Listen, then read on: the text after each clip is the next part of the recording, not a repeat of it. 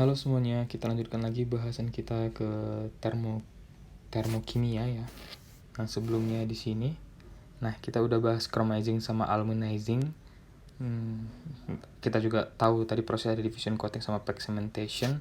Sekarang kita lebih fokus ke carburizing sama nitriding atau nitridation, dan kemudian diakhiri sama nanti oleh CVD ya, chemical vapor deposition. Oke, kita tidak usah lama-lama lagi. Jadi, thermochemical treatment merupakan proses pengerasan permukaan dengan cara mengubah komposisi di permukaan baja. Karena itu, baja yang lazim diproses adalah baja-baja dengan karbon yang rendah. Proses tersebut lazim disebut sebagai cast hardening. Karena kalau udah banyak kandungan karbonnya, baja udah keras gitu ya. Tujuan proses ini adalah untuk meningkatkan ketahanan aus, impact strength, dan menaikkan ketahanan lelah. Jenis proses tadi adalah carburizing dan nitriding. Nah, ada dua terms yang perlu diperhatikan. Ada namanya karburasi dan karburisasi. Kalau karburasi itu dia disengaja. Kita memang mau mengeraskan baja. Sedangkan kalau karburisasi, baja tadi mengalami korosi temperatur tinggi akibat dari lingkungan yang mengandung karbon yang tinggi. Jadi kita sebenarnya nggak mau baja itu getas, tetapi pada akhirnya akan jadi getas dan keras gara-gara terkarburisasi ya, seperti itu. Ada yang diinginkan, ada yang tidak diinginkan. Ini dia thermomechanical diffusion. Ini ada carburize pakai chromium tentunya. Ada carbonitrit, kemudian ada ferritic nitrate carburize, ada boronize, ada nitrit pakai nitrogen. Berarti ini proses-proses juga dapat dilihat ya. Kalau dia carburize yang ini pakai chromium, ini bromium, ini nitrate. Diffuses carbon steel into the surface process. Oke deh, kita lanjut aja. Ini dia karburasi atau sementasi. Jadi ini prinsipnya karbon didifusikan ke permukaan baja. Nah, temperatur karburisasi itu di temperatur austenic TCT di 825 sampai 925 derajat Celcius. Nah, karbon didifusikan ke permukaan baja pada temperatur austenisasinya sehingga kadar karbon di permukaan baja berubah, sehingga terjadi gradien kadar karbon dari permukaan ke bagian dalam baja yang diproses. Dan pertanyaannya, kenapa harus austenit ya? Kenapa harus pakai austenit? Why? Karena daya tampung karbonnya tinggi di 2,14 Wt% karbon. Ya gitu ya. Jadi ini kita lihat nih temperatur, ini time. Jadi temperatur kita hold di temperatur austenisasi. Kemudian ini ada terjadi carburizing, difusi karbon. Kemudian karena karbonnya udah cukup banyak, maka kita quench dari austenit tadi bisa menjadi martensit ya, dan akan mengeraskan permukaannya nanti. Di sini dia alpha jadi martensit, yang ini alpha jadi ferrit perlite, balik lagi dia. Kalau alpha sih gamma jadi martensit atau austenit jadi martensit. Ini austenit balik lagi ke ferrit perlite. Kenapa di sini nggak ke martensit? Karena kadar karbonnya kurang. Karena kadar karbonnya kan difusi pada permukaannya saja gitu ya. Jadi ferrit perlite dipanaskan, dapat austenit. Nah, ini dia. Jadi dapat menampung karbon di 2,14 si austenit tadi, makanya kita butuh ke austenit ya. Ini dia karbon tinggi masuk ke sini, terjadi difusivitas. Nah, karbon source-nya bisa dari gas atau arang ataupun dari lingkungan. Nah, masuk ke permukaan ini. Nah, ketika permukaan tadi di temperatur austenit, T austenit, kemudian kita quench. Nah, itulah dari FCC pada austenit menjadi BCT. Transportasi karbon ke permukaan baja dari medium karburasi melalui medium gas dalam bentuk CO, carbon oxide. Pengerasan ke permukaan baja setelah proses karburasi dilakukan dengan cara pertama, tadi kita bisa lakukan direct quenching, quench langsung dari temperatur karburisasi ke medium pendingin. Kemudian ada single quenching, ya pertama didinginkan di udara sampai ke temperatur kamar, kemudian di austenisasi dan di quench ke medium pendingin. Kemudian ada double quenching, terdiri dari direct quench, kemudian di requench lagi dari temperatur austenisasi yang lebih rendah, atau pertama dilakukan pendinginan yang lambat sampai ke temperatur kamar, lalu di austenisasi kembali, kemudian di quench. Ya, kayak gini lah istilahnya. Ini ini ada udah gini di temperatur kamar, kemudian dipanaskan lagi, ini di quench gitu. Ini direct quench, ini ini single quench. Kalau double berarti ini didinginkan, panaskan lagi, ini gitu. Jadi double dia. Dalamnya karburasi didefinisikan sebagai jarak dari permukaan sampai ke suatu konsentrasi karbon tertentu. Jadi kadar karbonnya udah menurun, berarti menandakan dalaman karburasi udah tidak ditemukan lagi, berarti lapisan carbon rich-nya udah habis gitu. Jarak yang dicapai akibat penetrasi karbon, itu betul sih. Faktor yang mempengaruhi dalamnya karburasi ada temperatur, waktu, sama potensial karbon atau CP dari medium karburasi. Makin tinggi CP, maka besar konsentrasi karbon di permukaan. Makin besar konsentrasi karbon di permukaan, makin besar dalamnya karburasi. Nah, makanya memang AC atau CP tadi dalam gas, liquid, sama serbuk itu memang kurang dari 1 ya, maksimal kurang dari 1. Makin tinggi nilainya, maka tadi dalamnya akan semakin kedalamannya akan semakin dalam gitu ya.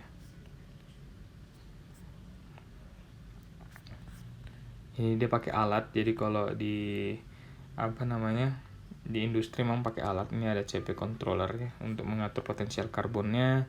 Kemudian nanti yang perlu diatur juga dari furnace atmosfer, kemudian nanti pressure balance ya, seperti itu. Ada juga ini ada sensor, pressure sensor seperti itu. Ini dalamnya karburasi merupakan fungsi dari CP dan waktu karburasi. Jadi kalau CP-nya makin tinggi beserta waktunya, maka kedalaman akan semakin dalam. Intinya seperti itu ya. Dalamnya pengerasan depth of case hardening DC sebutannya ditentukan berdasarkan standar ISO 26397/1973, yaitu jarak dari permukaan ke suatu bidang di mana kekerasannya di 550 HV, pakai Vickers ya. Di sini dia. Berarti dari sini nih. Depth of below surface ya. Berarti dari sini ini dari kedalamannya di 1 mili gitu ya. Karena mungkin kekerasan misalnya bajanya di 550 HV gitu. Nah, jadi yang ini ada terjadi pengerasan atau kadar karbonnya tinggi. Ini udah normal dia. Nah, seperti itu. Dalamnya pengerasan atau depth of case hardening tadi dapat dihitung ini rumusnya. DC sama dengan K akar T. DC dalam milimeter, kemudian T dalam jam. Ini total case step-nya, jadi udah dilakukan juga pada gear-gear seringnya nih. Terlihat di sini. Struktur mikrobaja melalui proses karburasi seperti ini dapat lihat. Ya, memang ini kadar gradien karbonnya tinggi, misalnya 1,2. Kemudian di bagian tengah udah rendah lagi, misalnya di ini di milimeter ya kedalamannya, udah normal di 0,2 gitu ya. Nanti akan melandai gini harusnya. Di sini udah nggak ada lagi penambahan karbon gitu istilahnya. Metode karburasi dapat dilakukan dalam 3 jenis medium, yaitu padat, cair, dan gas.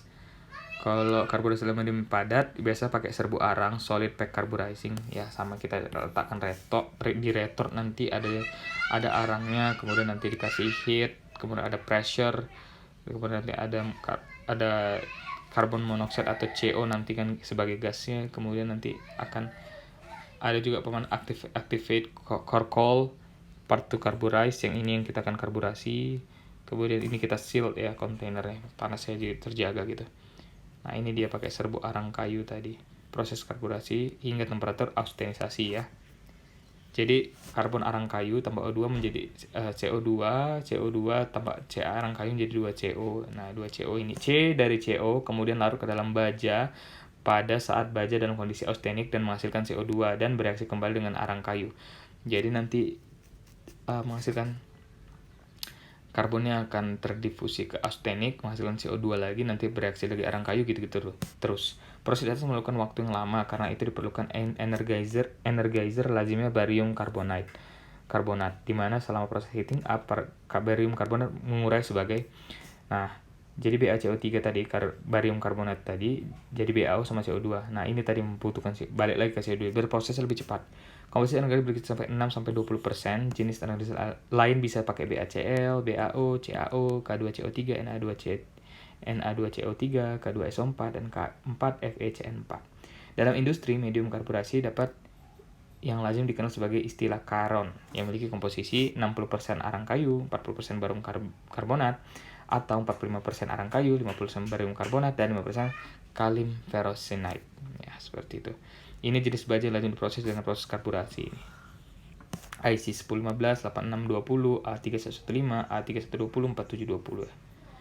Kemudian tadi yang solid, karbon solid. Ini metode karburasi dengan medium cair, liquid carburizing. Misalnya pakai salt bed carburizing. Jadi nanti proses karburasi dilakukan dalam tungku garam. Garamnya itu yang digunakan adalah sodium cyanida atau NaCN atau potassium cyanida KCN. Tapi penggunaan cyanida ini dikurangi karena baja ini akan toksik pada lingkungan. Nah, toksik pada lingkungan itu makanya pada prosesnya itu di-seal dia sehingga gas ataupun liquid tadi tidak tumpah ke lingkungan seperti itu ya. Jadi dia diletakkan dalam sebutannya dia tungkunya ada dalam tanah ya. Nah, atau pada industri seperti ini di temperatur austenite juga lebih dari 800 derajat Celcius. Nah, oke, ini kita skip aja. Nah, ini dia. Jadi nama sebutnya tungku sumur atau pit furnace ya. Diletakkan di dalamnya. Nah, jadi ini prosesnya meneteskan cairan karburasi ke dalam tungku. Nah, lazimnya mengandung etil alkohol, namun karbon potensial dihasilkan relatif rendah. Mengalirkan gas karburasi yang dihasilkan dari suatu generator. Nah, jadi kita ada compressed air, ada propana, tadi CO2 di temperatur 1000 derajat Celcius akan menghasilkan gas endotermik dengan CP di 0,35 sama 0,5. Kita tambahkan propana sehingga CP-nya atau karbon potensial menjadi 0,8, kemudian masuk ke tungku pit. Karena kita tahu tadi maksimal karbon potensial 1 di 0,8 berarti tinggi. Sehingga nanti DC-nya akan semakin besar nilainya. Jadi kedalaman kekerasannya akan semakin besar ya. Nah, kemudian kita masukkan gas dan udara bersama ke dalam tungku tadi, pit furnace-nya. Kemudian reaksi gas dengan udara menghasilkan gas karburasi. Melakukan proses karburasi dalam tungku vakum. Karena tadi kita pakai gasnya juga cyanida gitu ya. Gas yang dihasilkan adalah gas hidrokarbon saja. Nah, oke. Setelah proses itu nanti akan dihasilkan gas hidrokarbon saja, oke. Jadi pada prosesnya itu memang sangat gede ya ininya, industrinya, alat-alatnya seperti itu ya. Ini kita mengenal ada namanya tempering. Jadi baja setelah dikarburasi, ditemper di 160 hingga 220 derajat Celcius. Proses temper ini di bawah 160 derajat tidak disarankan karena jika gerinda dapat menimbulkan grinding cracks. Nah, jadi kita pengennya di temperatur itu. Kalau ada kita gerinda maka aman dari cracking ya, seperti itu. Kemudian ada selective carburizing. Dalam prakteknya, beberapa bagian komponen tidak perlu mengalami proses karburasi, sehingga selective carburizing ini penting. Jadi caranya kita memberikan extra machining allowance. Benda kerja setelah dikarburasi didinginkan perlahan, kemudian bagian yang tidak perlu dikeraskan di mesin. Selanjutnya benda kerja diaustenisasi kembali dan didinginkan dengan cepat. Bagian benda kerja yang tidak dikeraskan dilapisi protective paste atau memblok difusi karbon. Jadi nanti tidak terjadi difusi. Dilapisi dengan tembaga dengan cara electroplating dengan ketebalan 30-50 mikrometer. Nah, jadi bagian benda kerja yang akan dikarburasi lapisan tembaganya dihilangkan. Baik dengan cara dimesining atau dihilangkan dengan cara kimia. Jadi kalau kita lapisin tembaga maka karbon nanti nggak akan bisa berdifusi. Nah, bagian yang mana akan kita selektif carburizing nanti kita akan machining menghilangkan si lapisan tembaga tersebut ataupun secara pakai yang tadi mekanik ataupun pakai kimia. Kemudian ada nitriding atau nitridasi, diperkenalkan oleh Fry tahun 1904, kemudian diterapkan di industri tahun 1920. Jadi prinsipnya monoatomic nitro N didistribusikan ke permukaan baja. Temperaturnya nggak perlu sampai austenite, jadi cukup ferrit aja di alfa di 500 sampai 590 karena alfa kelarutan nitrogen cukup besar sehingga tidak perlu sampai austenite ya. Nitrogen didifusikan ke permukaan baja pada rentang itu ferrit condition sehingga baja terbentuk lapisan yang keras dari senyawa nitrida. Lapisan nitrida bersifat memiliki kekerasan yang tinggi sehingga menimbulkan ketahanan aus dan memperkecil kemungkinan timbulnya galing. Kekerasan permukaan tetap tinggi meskipun benda kerja ditemper. Memiliki ketahanan fatigue yang tinggi. Jadi kan kalau tempering biasanya menurunkan kekerasan. Nah, ini bisa dipertahankan kekerasannya. meningkatkan ketahanan korosi, meningkatkan stabilitas dimensi. Nitridasi tidak melibatkan pemanasan substrat hingga ke daerah austenit dan tidak melakukan quench untuk pembentukan maltensite sehingga distorsinya kecil. Proses pembentukan lapisan nitrida dapat dijelaskan dengan menggunakan diagram fasa besi nitrogen sebagai berikut. Jadi membutuhkan waktu lebih lama dan lapisannya tipis. Hanya dalam mikrometer dalam 90 jam. Makanya ini termasuk nitriding itu mahal prosesnya ya. Nah, proses apa saja senyawa yang dapat terbentuk, ada Fe2N, ada Fe4N,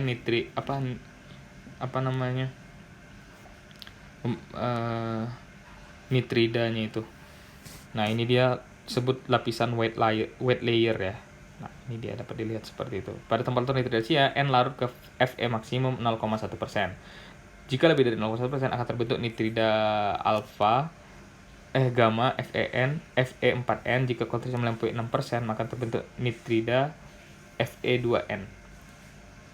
Oke, seperti itulah. Jadi, temperatur berbeda, bentuk senyawa nitridanya juga berbeda gitu. Manfaat nitridasi memiliki kekerasan 6 kali lebih besar dibandingkan permukaan hasil karburasi. Kekerasannya tetap stabil sampai temperatur benda kerja hingga 600 derajat Celcius. Kurangnya dari proses ini harga relatif mahal karena tadi sangat tipis ya, dalam mikro itu butuh waktu 70-90 jam. Metode nitridasi dapat menggunakan 3 jenis medium, sama tadi gas, cair, dan serbuk. Ataupun sekarang ada pakai plasma nitriding juga. Ini dia gas nitriding menggunakan gas amoniak NH3 dialirkan dalam tungku pada temperatur 510 derajat. Kemudian tungku dan di permukaan benda kerja, amoniak mengurai sebagai berikut. NH3 menjadi 2N sama 3H2. 2N tadi akan terjadi difusi ke steel gitu, bersama bentuk nitrida besi. Gas nitriding digunakan pada komponen melakukan cast depth sekitar sekian. Proses nitriding dilakukan pada pit furnace sama ya, di sumur sumur tanah. Kayak di dalam gitu. Jadi sumurnya gini, di dalam ini. Di sini dia.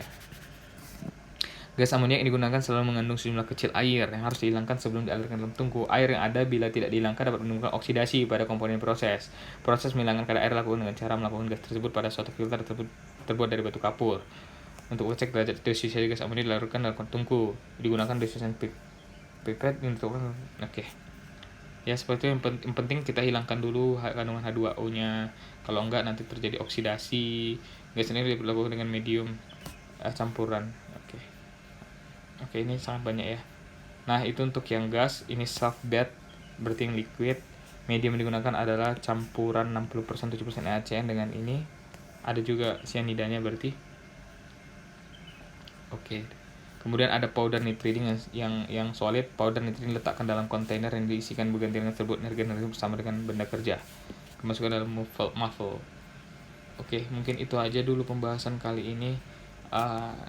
Kalau mau lengkapnya nanti boleh dibaca lagi ya slide-nya. Oke, thank you.